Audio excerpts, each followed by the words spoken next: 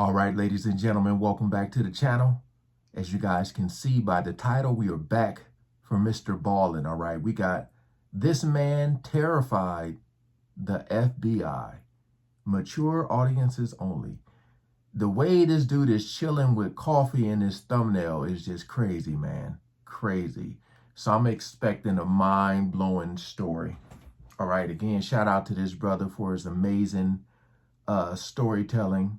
You know, this brother has a true gift, Shout out to him. Make sure you're subscribed to his channel.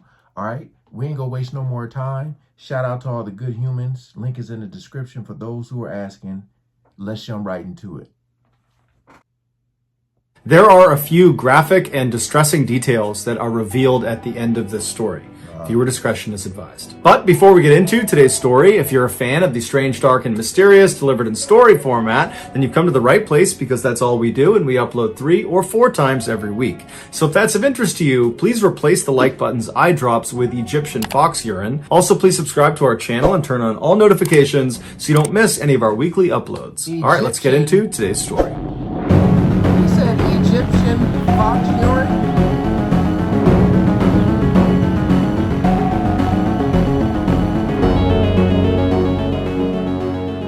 On the morning of February 2nd, 2012, a young man pulled off a 4-lane highway in Anchorage, Alaska, into a large, snowy parking lot. He passed by dozens of parked cars until he arrived in front of this small shack that was brightly teal-colored. It was a popular coffee shop called the Common Grounds, and this young man worked as a barista there. After he parked his car, he walked up to the white door employee entrance to this little building, and he got his key out and he went to unlock the door, but when he turned the key, he saw the door was already unlocked. He knew the girl who had worked the previous night and would have been responsible for locking the shop up. She was 18-year-old Samantha Koenig, and although she had only been on the job for about a month, she seemed very responsible and had never had any issues closing up before. The young man shrugged it off though. He figured people make mistakes, and he went inside.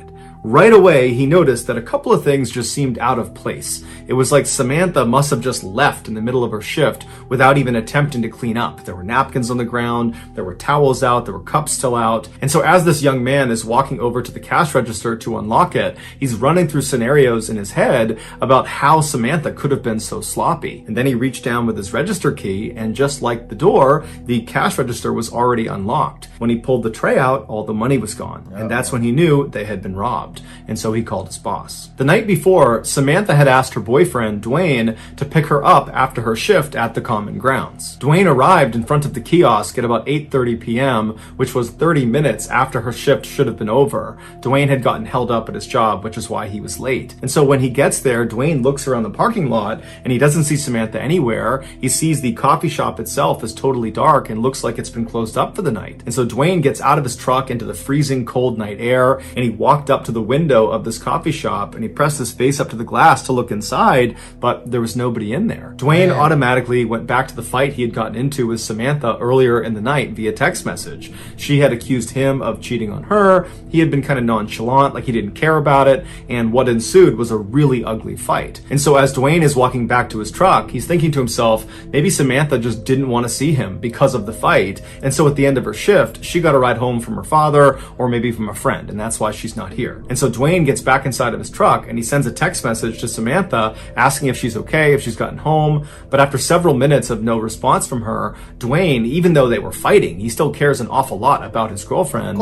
He decides, I gotta go by her house and make sure she's there and that she's okay. And so a couple minutes later, he gets to her house, he goes up to the door, and her single father, James, answers the door. Dwayne explains that he didn't see Samantha after her shift and just wanted to make sure she was here. But James says, she's not here. I have no idea where she is. I haven't spoken to her.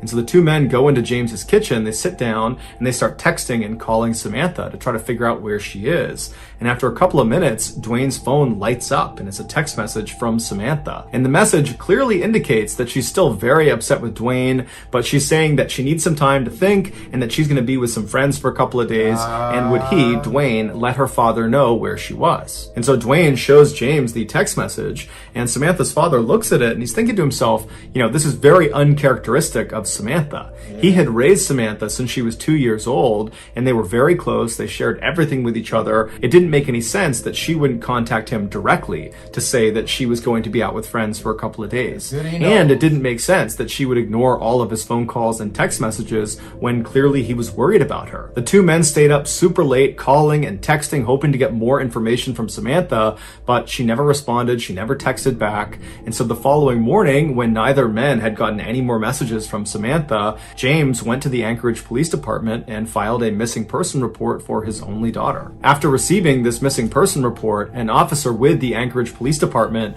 called the owner of the Common Grounds coffee shop to ask about Samantha. And the owner actually said they just got a call from their barista that was working at the kiosk that morning, and they had informed them that apparently there had been a robbery and no one can get in touch with Samantha. No one knows where she is. The owner told the police officer that as soon as she got her hands on the security footage from the night before, she would send it over to the police department. While the police waited for this footage, some officers began calling Samantha's friends and other family members to see if they knew where she was, but no one had heard from her and no one knew where she was. No one had any information. Some other police officers headed over to the Common Grounds coffee kiosk to get a look at it for themselves. And when they got there was no sign of a struggle outside or inside the kiosk, and inside, underneath the counter, was a panic button that had not been pressed. And so even though Samantha's father thought there was something odd about her final text message, the police began operating under the theory.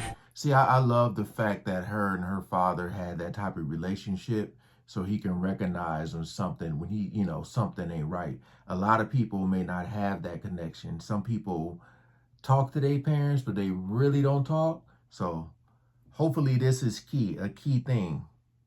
Panic button that had not been pressed. And so even though Samantha's father thought there was something odd about her final text message, the police began operating under the theory that Samantha had robbed the kiosk and then left of her own accord. But what confounded police was how Samantha actually physically got away from the coffee shop. She didn't have a car that night, and she couldn't have just walked away because the weather was way too miserable and cold outside, and Anchorage is just not really a walkable city. And so if Samantha was telling the truth, that she was just taking a couple of days to be by herself with some friends at their place, then why didn't any of her friends know where she was? This question was answered later that day when the owner of the coffee shop made the security footage available. The footage, which has no audio, picks up around 8 p.m. on February 1st, 2012, which was the night Samantha went missing. It shows Samantha inside of the kiosk. She's working alone, she's cheerful, and she's busy. And then at some point, someone that we can't see, they're outside of the camera's range, comes up to the window and orders a drink. Samantha clearly turns to them, acknowledges their drink order, and turns and begins making this drink. And then after she's done making it, she turns to give it to this person, and immediately Samantha steps back and puts her arms up. And then seconds later, she reaches over and turns off the lights inside of the kiosk, and then she gets down on her knees with her back to the window. She stays in that position, not talking, not moving, for about a minute before she slowly stands up and walks down the kiosk towards the cash register. She opens it up, she scoops some money out of it, and then she walks back to the window and appears to hand it to a shadowy figure on the other side of the window, and then Samantha turns, kneels again with her back to the window. 2 more minutes go by before this person outside the window leans their entire upper body inside of the coffee shop. They reach down and they appear to tie Samantha's hands. Now, because it was dark inside of the kiosk, the footage winds up being extremely grainy, and there's no way to identify who this figure is. Although it's fairly obvious that it's a male. He's wearing a big sweatshirt and he's got a hat pulled down low over his face. After this mystery man is done tying Samantha's hands, he leaps through the window and then shuts the window behind him. And then he stands Samantha up, he puts a gun into her back, and then he marches her out the employee door and then out across the lot, all the way to a white pickup truck where he puts her inside and they drive off. Over the next couple of days, the police and also the FBI, who had been called in to be a part of this investigation, they just kept hitting dead end after dead end because there was no evidence. All they had was this surveillance footage that was too grainy to tell who this guy was that took Samantha. Meanwhile, Samantha's father, James, had rallied the support of nearly all 300,000 people that lived in Anchorage to go out and look for his daughter. His efforts were so profound, it had attracted major news outlets across the country, and suddenly his daughter's story had grabbed national headlines everywhere. This led to strangers donating thousands of dollars to fund a reward for anybody that had information about Samantha's whereabouts. But despite this reward growing in size every single day, and the national news media becoming increasingly more interested in this case, no one came forward with useful information that led to developments in this case, and Samantha never got in touch with Dwayne or her father. Then on February 24th, so 3 weeks after Samantha's gone missing and no one's heard from her,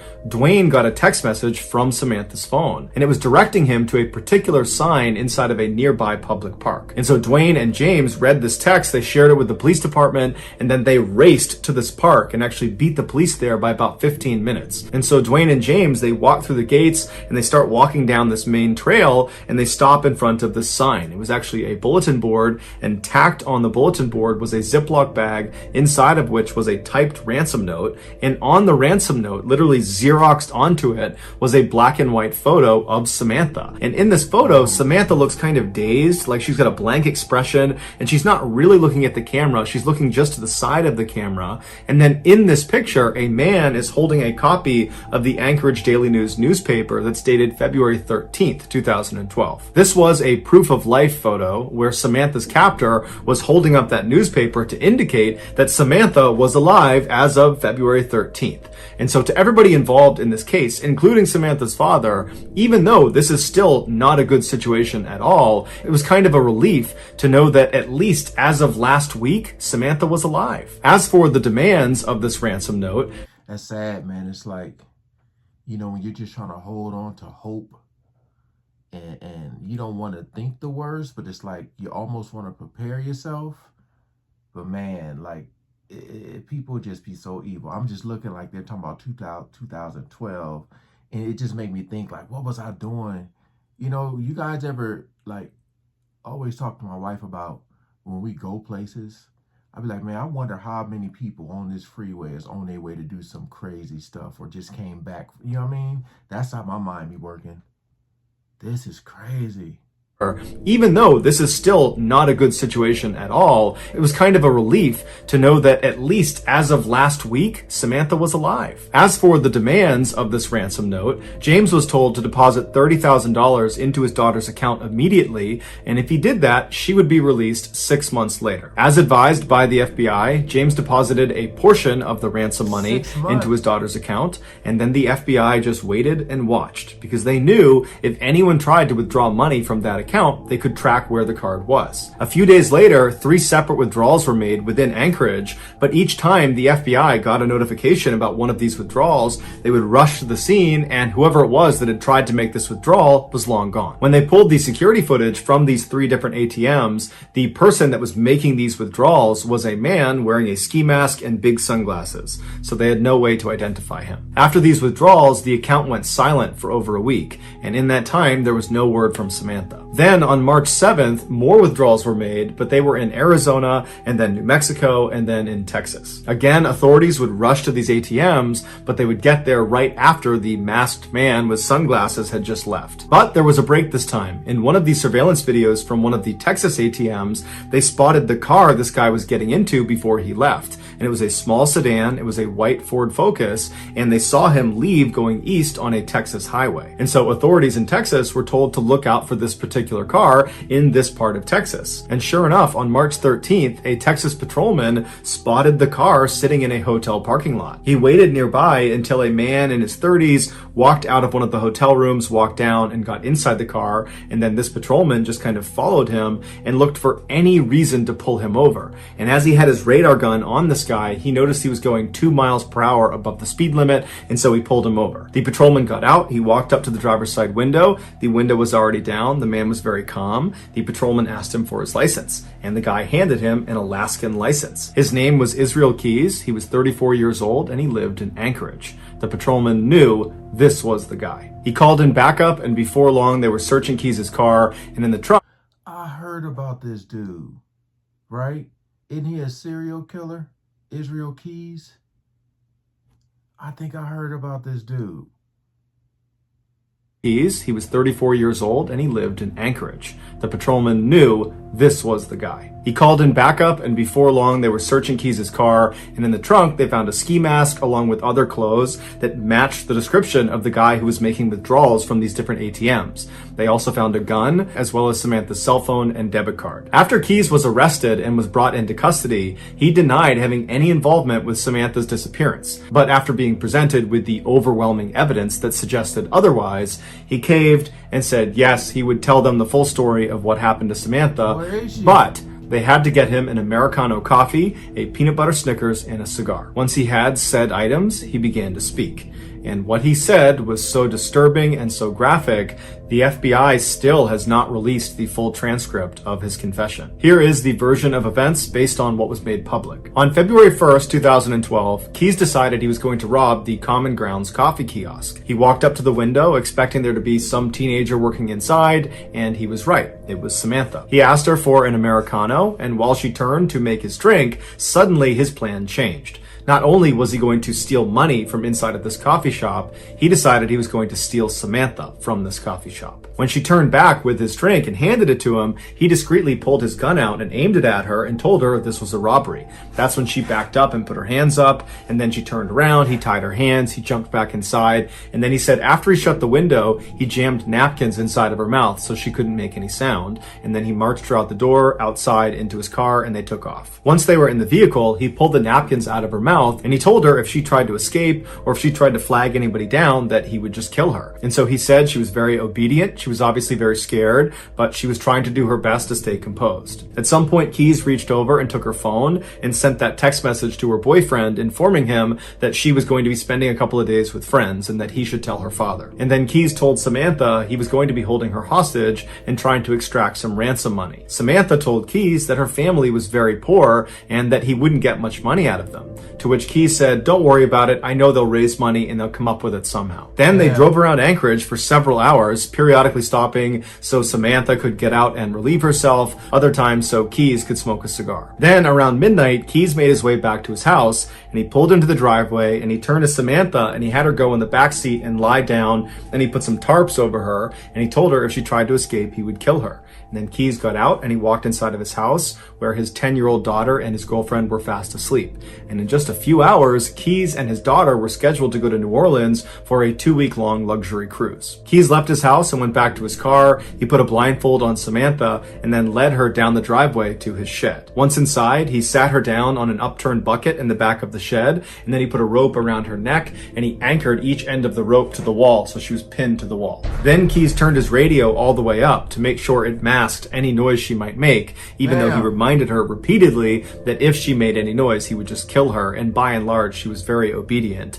And then he gave her a couple of cigarettes to smoke and told her it was going to be just fine, to just chill out, that he was going to get the ransom money from their family, and then as soon as that was done, he would let her go. He turned on some space heaters to keep the space warm, and then he left and locked the door. He walked back into his house and double-checked that his daughter and his girlfriend were still asleep. They were. Afterwards, he started drinking some wine and relaxing, and then after a little while, he got a cup of water and he went back out to the shed. He went inside and he gave the water to Samantha, and he said Samantha was very composed. She was obviously frightened, but she asked him, "Did you speak to my father? Did you figure out the ransom situation?" And Keys told her that, "Yes, I talked to your father. Everything's working out fine. He's going to raise the money. We're going to get you out of here. Everything's going exactly to plan." After that, he walked up to Samantha and he unscrewed the 2 anchors that were holding that rope up against her throat, and then he cut the zip ties on her wrist, allowing her to relax and sit forward and just kind of be at ease for a second. And it was very obvious that Samantha was relieved. Her nightmare was about to be over. But then seconds later, Keys grabbed her really aggressively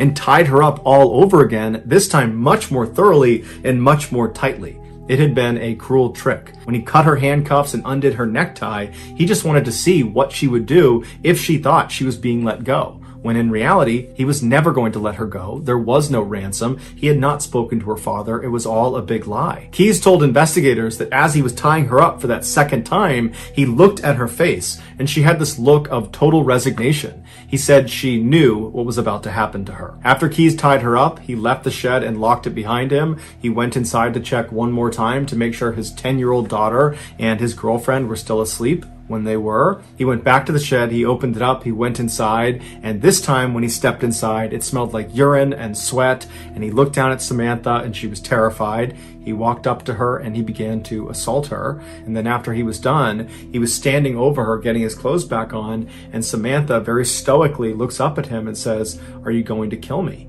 And he says, "Yes, I am." As he put on his leather gloves, she tried to talk him out of it, but he said there was no other way. Keyes would tell investigators that he was very impressed with Samantha's bravery. Shortly before 4 a.m., Keyes drove a knife into Samantha's back before choking her until she stopped moving. He told investigators that she never made a sound. After she was dead, Keyes left the shed and locked it behind him. He went into his house, he took a shower. Afterwards, he woke up his daughter and told her to start getting ready because they were leaving soon for the airport. While his daughter was getting ready, Keyes went back out to the shed, he went inside, he rolled Samantha's body up in a tarp and pushed her towards the back. He unplugged the space heaters, turned off the lights, turned off the music, and then double locked the shed and went back inside the house to make his daughter breakfast. At 5 a.m., a cab showed up at the house, and Keyes and his daughter hopped inside, and they made their way to the airport, and then on to New Orleans, where they went on their 2-week-long vacation. After they got back, Keyes went inside of his shed, he unrolled Samantha from her tarp, and by his account, she still looked fairly lively, and so he dressed her in some new clothes, he put lots of makeup on her face, he braided her hair, and then he stitched her eyelids open,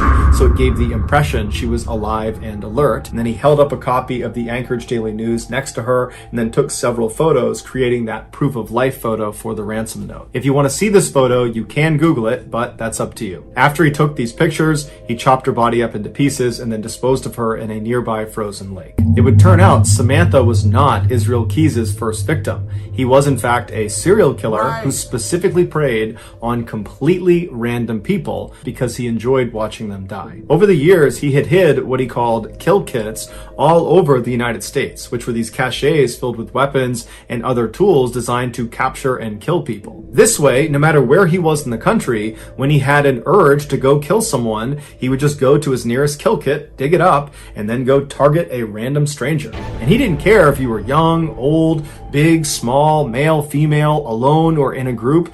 Everyone was a target of opportunity. Keyes told investigators that as soon as he saw Samantha inside of that coffee kiosk, instantly he knew he was going to kill her. Everything about the ransom, the robbery, all of it was just a lie to keep her in line, to give her some hope that she might get out of this alive. When in reality, the second she walked outside of the doors of that kiosk, she was dead. Keyes admitted to killing Samantha as well as an older couple up in Vermont, but he would take his own life in a jail cell in December of 2012 before he named any of his other victims. And so to this day, we have no idea how many people he killed. The best guess is 11 based on a drawing he made in his jail cell, but that's just a guess. So that's gonna do it, guys. If you found the secret in today's video, let us know.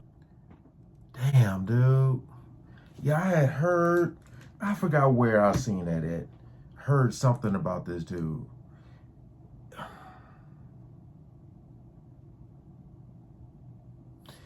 What makes this extremely sad, not just her situation, but the fact that, you know, like when I heard about, or when you hear about serial killers, you know, they talk about how a lot of them will kill people who look like their mom, who might have left them, or just something. It's some type of, you know, pattern like that. But like the fact that he didn't, like he said, Mrballen said, he didn't care if you were in a group, alone, old, young, like just the randomness of it makes it so scary, you know? That's why I always tell my wife, just watch your back. I hate when she go places alone, just because you never, ever know. All right, you guys. Appreciate y'all coming over and watching. And again, shout out to this brother for his amazing way of telling these stories, man. Peace out.